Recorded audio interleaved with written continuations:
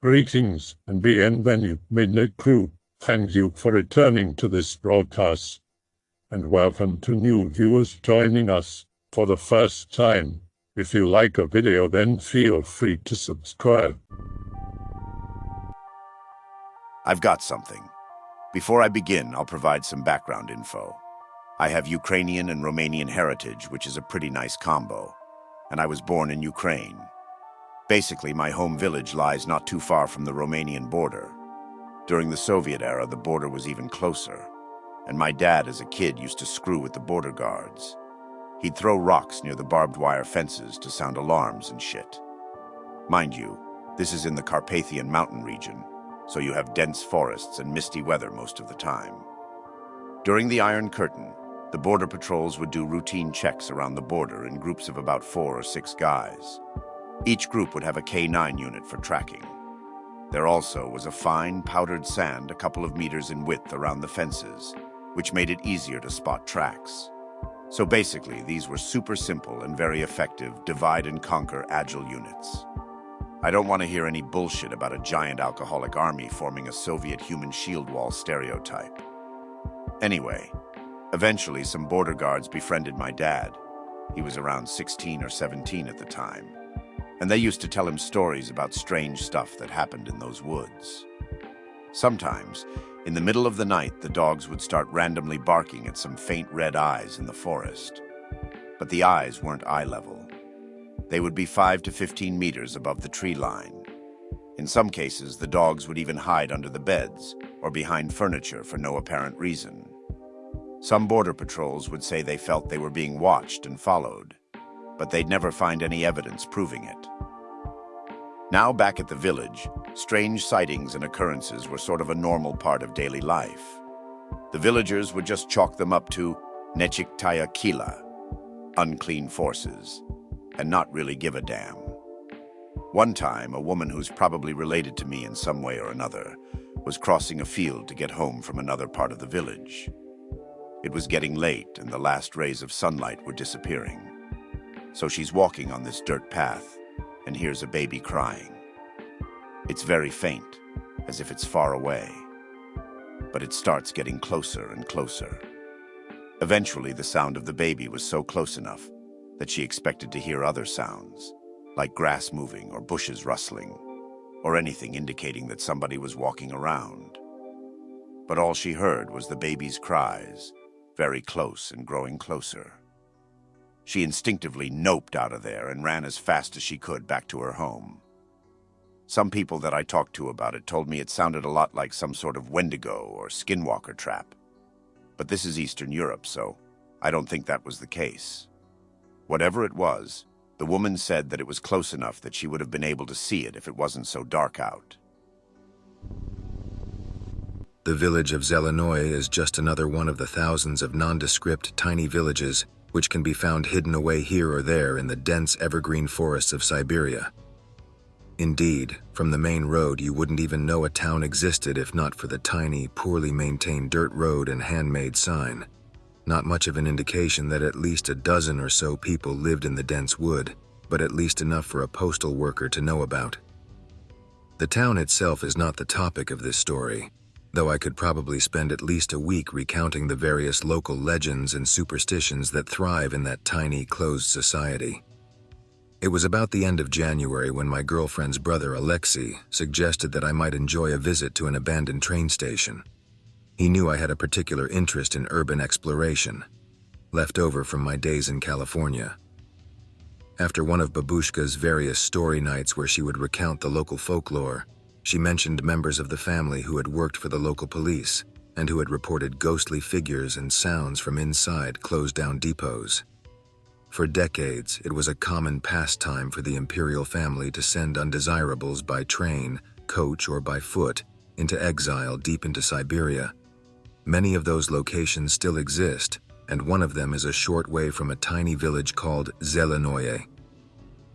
We were advised to pack light, though by now I was well aware of the tone of sarcasm in Russia. I expected light meant to come prepared for a sled dog race, though when I showed up at Alexei's home, I found most of the group in jeans and hoodies. It was no warmer than 1 degree centigrade.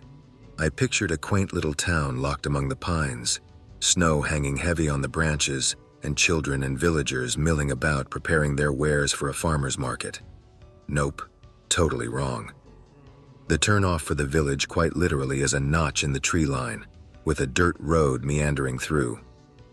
The snow was more like a dense freezing slush due to a warm rainstorm, which had hit the area a couple of days before, leaving massive puddles the size of our tiny Isuzu dotting our path. Alexei was quite accustomed to the conditions, though, navigating those pitfalls like a New York taxi driver escaping rush hour traffic. The road was long and winding, and the insulation from the dense forest kept every sound hidden until we were practically in the middle of town. We parked next to an abandoned Soviet-era militia checkpoint shack, sort of an unofficial marker to designate the boundary of the village.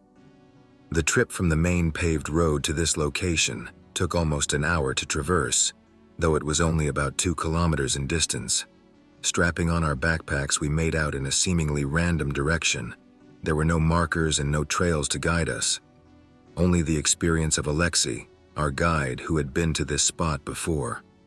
The frozen soil was slippery and tended to collapse under our weight as we sloshed our way deeper into the darkness of the overgrowth. Eventually, we came to a clearing, though one that was obviously man-made. A narrow trough about 6 meters wide and running in a mostly straight line. Kicking at the frozen muck on the clearing floor, Alexei managed to clear a small section of railroad track. The steel was in an advanced state of decomposition as, according to Alexei, the track had not been used in 75 years, actually closer to 90. Years of annual thaw, heavy storms, and complete abandonment had made this once busy railroad corridor just another part of the forest. Following in the direction of the tracks and after hiking for what seemed like another eternity, we finally came across the station. It was far more substantial than I had expected. Being from Cali, I'd seen frontier train depots from this same era in the 1870s, and they were usually thrown together from whatever materials they had available locally. This structure was somewhat large, about the size of a large house and made from limestone, covered in a shell of what was probably once a polished green granite. The front of the station had what was once an extremely ornate facade, covered in granite with a large clock and what looked like gilded Cyrillic lettering spelling out "Train Terminal." As is typical of abandoned property in that era, almost no effort was made to secure the building against people entering. There were no boards up over the windows, and the heavy wooden doors had been secured with just a single chain and padlock, which had been broken long before our arrival. Officials pretty much closed up shop one day and never returned. Down the middle of the structure was a large hall with vaulted ceilings and what remained of a brass gas chandelier.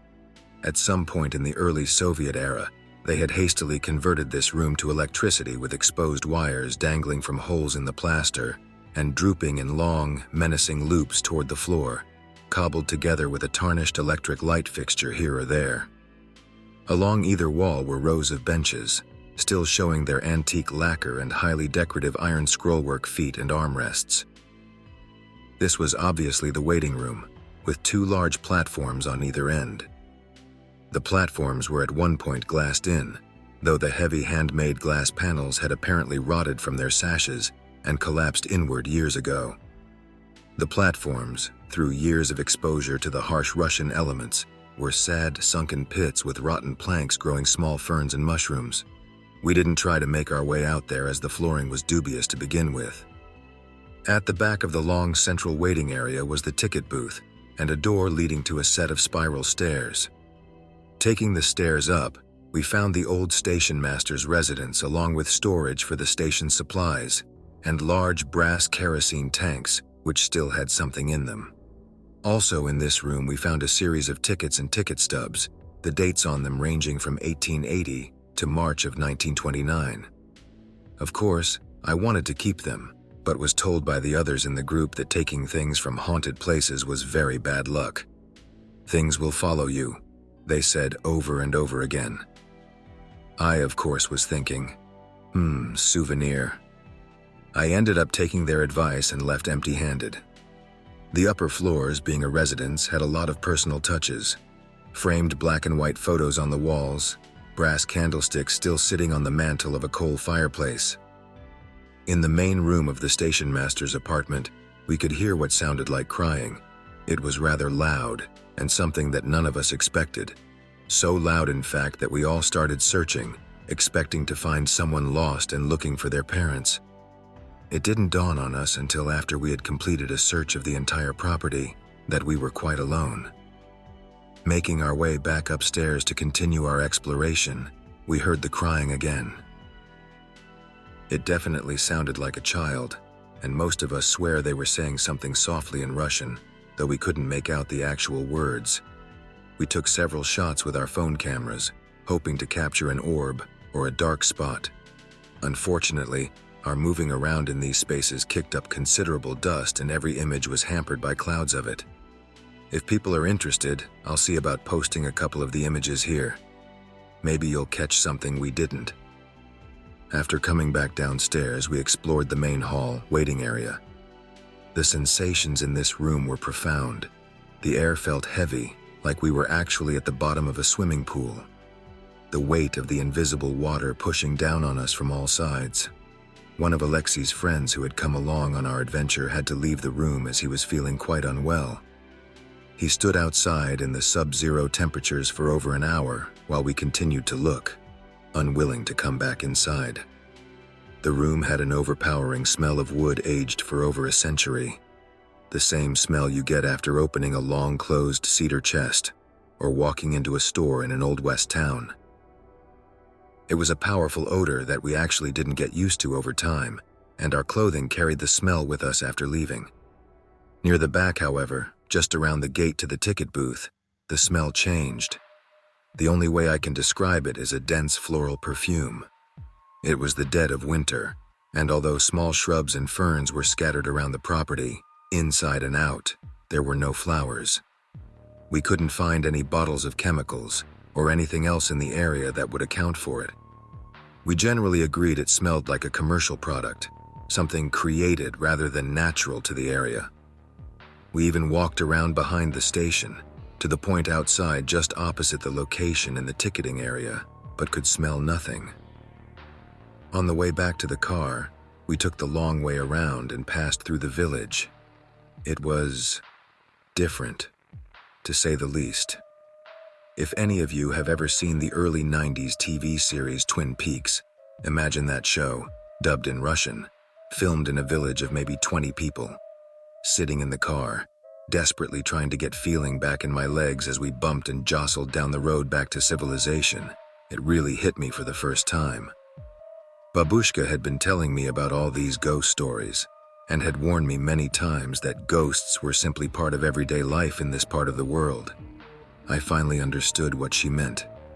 Tucked around every corner, past every dark, fog-shrouded tree line was the location of some tragedy. So many people have died here for so long, had their lives taken from them and been shipped off to this frightening wilderness to fend for themselves among the ghosts. No wonder the country itself is haunted. The Dyatlov Pass incident was an event that resulted in the deaths of 9 skiers on a ski trip across the northern Ural Mountains on the night of February 2, 1959. Investigators determined that the skiers tore their tents from the inside and fled on foot under heavy snowfall.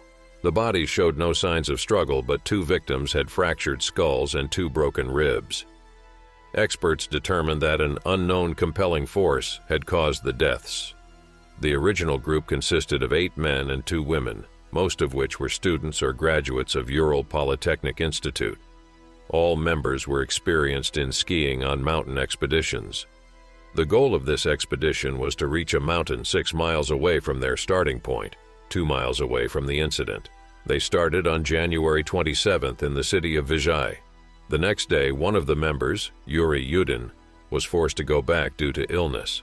Diaries and cameras found in their last campsite made it possible to track the group's route up to the day of the incident. On January 31st, the group arrived at the edge of a highland area and prepared to start climbing. The following day, the hikers started to move through the pass. The plan was to hike over the pass and make camp for the following night on the opposite night.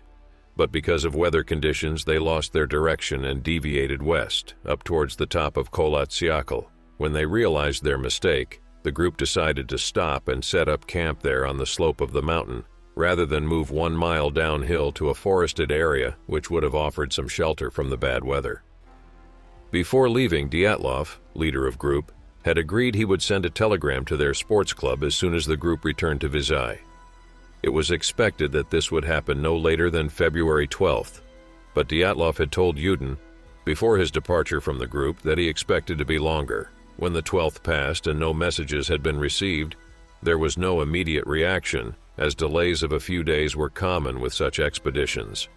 On February 20th, the relatives of the travelers demanded a rescue operation, and the head of the institute sent the first rescue groups, consisting of volunteer students and teachers. Later, the Army and MITZU forces became involved, with planes and helicopters being ordered to join the rescue operation. On the 26th of February, the searchers found the group's abandoned and badly damaged tent on Kholat Syakhl. The campsite baffled the search party. Mikhail Sharavin, the student who found the tent, said, "The tent was half torn down and covered with snow. It was empty and all the group's belongings and shoes had been left behind. Investigators said the tent had been cut open from inside. 8 or 9 sets of footprints, left by people who were wearing only socks or a single shoe or were even barefoot, could be followed, leading down towards the edge of a nearby woods. However, 1,600 feet, these tracks were covered with snow. At the forest's edge, under a large Siberian pine, the searchers found the visible remains of a small fire. There were the first 2 bodies, those of Krivonyshenko and Doroshenko, shoeless and dressed only in their underwear. The branches on the tree were broken up to 5 meters high, suggesting that one of the skiers had climbed up to look for something. Between the pine and the camp, the searchers found 3 more corpses, Dyatlov, Kolmogorova, and Slobodin, who seemed to have died in poses suggesting that they were attempting to return to the tent. Finding the remaining 4 travelers took more than 2 months. They were finally found on May 4th under 13 feet of snow, in a ravine 246 feet further into the woods from the pine tree. 3 of those 4 were better dressed than the others, and there were signs that those who had died first had their clothes relinquished to the others. A legal inquest started immediately after the first 5 bodies were found. A medical examination found no injuries that might have led to their deaths, and it was eventually concluded that they had all died of hypothermia. One of the skiers had a small crack in his skull, but it was not thought to be a fatal wound. An examination of the 4 bodies which were found in May shifted the narrative as to what had occurred during the incident. 3 of the ski hikers had fatal injuries. 1 had major skull damage, and 2 others had major chest fractures. The force required to cause such damage would have been extremely high, comparable to the force of a car crash. Notably, the bodies had no external wounds related to the bone fractures, as if they had been subjected to a high level of pressure. However, major external injuries were found on one of the female hikers, missing her tongue, eyes, part of the lips, facial tissue, and a fragment of skull bone. She also had extensive skin lacerations around the hands. It was claimed that she was found lying face down on a small stream that ran under the snow, and that her injuries were in line with the petrification of a wet environment and were unlikely related to her death. There was initial speculation that the indigenous Mansi people had attacked and murdered the group for encroaching upon their lands, but the investigation indicated that the nature of their deaths did not support this hypothesis. The hikers' footprints were visible, and they showed no sign of hand-to-hand struggle. The fatal injuries of the 3 bodies could not have been caused by a human being, because the force of the blows were too strong and no soft tissue was damaged. With the storm blowing temperatures around -13 to -22 Fahrenheit, the hikers were only partially dressed. Some of them had only 1 shoe, while others had no shoes or wore only socks. Some were found wrapped in snips of ripped clothes that seemed to have been cut from those who were already dead. Notes and speculation. Some people believe it was a military accident which was then covered up. There are records of parachute lines being tested by the Russian military in the area around the time the hikers were there. Parachute lines detonate about a mile or 2 before they hit and produce similar damages to those experienced by the hikers. People believe the bodies may have been moved, as there are photos of the tent which was incorrectly set up. Something these experienced hikers likely wouldn't have set up incorrectly. pick-related. Journalists reporting on the available parts of the inquest files claim that it states 6 of the group members died of hypothermia and 3 of fatal injuries. There were no indications of other people nearby on Kolatsiakal, apart from the 9 travelers. The tent had been ripped open from within. The victims had died 6 to 8 hours after their last meal. Traces from the camp showed that all group members left the campsite of their own accord, on foot. High levels of radiation were found on only one victim's clothing. Released documents contained no information about the condition of the skiers' internal organs. There were no survivors of the incident. This happened quite a few years ago, and it's definitely not as colorful as someone else's story, and I'm really skeptical about all things ghostly, and think that's why I've settled with some sort of a rational explanation to this. I've heard of and read plenty of stories about things, plants being affected by a person, his life. And apparently it's quite common, but one thing that happened was when my step-grandfather died. The clock at home stopped exactly at the same minute as he died in the hospital. I was too little to remember anything else from that time. But I was about 17 when my grandmother passed away. We had a cactus. It wasn't your typical thorny piece of plant. It had sort of leaves with prickles, and it blossomed quite frequently. Well, at least when my grandmother was alive. Long story short, the vitality of the cactus corresponded to my grandmother's health. When she went to hospital, the cactus was drying. Eventually, when my grandmother got really sick and died, so did the cactus. There was nothing we could do to revive the flower. It just died with my grandmother. I can't say we're a spiritual family or even an emotional family, but things got a bit out of balance after the death. And strange things started happening. My mother blamed it on the weather. My grandmother died on the 12th of December in winter. So everything that happened at home, my mother said it was because of the weather, that it was really cold out. Maybe, maybe not, but stuff like this never happened before nor after the death in that time. All sorts of electrical equipment started acting up. We had 2 TVs at the time, they both broke. My stereo broke about 3 times. My VCR broke. The bulbs in my lamp broke several times, and lamps in other rooms, especially in the kitchen and in the bathroom, started flickering. It only lasted for a short period of time. It didn't last all winter, but it started after my grandmother died, and one day it all just stopped. Well, I count the end of the flickering lights the end of it all. Maybe it was the cold winter, but as I said, we've had colder weather after the death, and nothing has broken down like that, nor have the lights flickered. And I remember at the time I was really paranoid that it might be my grandmother's ghost behind it all. I was really scared at night, and I stayed up really late so that when I turned off the light, I'd fall asleep straight away. I remember one night I was very nervous and I kept waking up. So this one time before I closed my eyes, I was just looking at the table and armchair in front of my bed and fell asleep. Now, I don't know if it was a psychological thing or paranormal, but a very realistic dream occurred. I was definitely fast asleep, not awake, and it definitely wasn't sleep paralysis, even though I had a few of those at the time, but it was definitely because of nerves. Anyway, I dreamed I was still in my bed, looking at the table and the armchair. Except in my dream, my grandmother was in the armchair. She looked sort of angry. Then she told me in a warning tone to start going to bed earlier, not to mess up my health. Next second I woke up.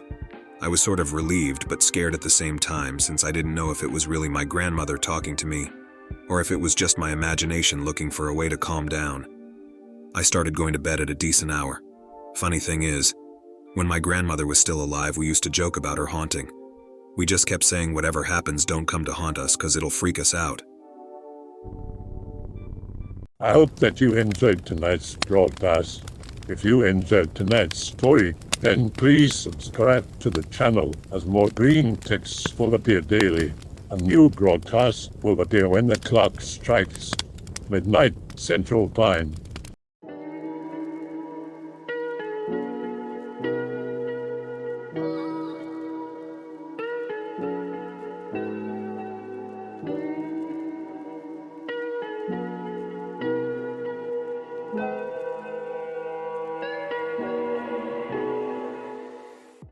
Remember to check the Odyssey and Rumble pages for separate archives of previous broadcasts.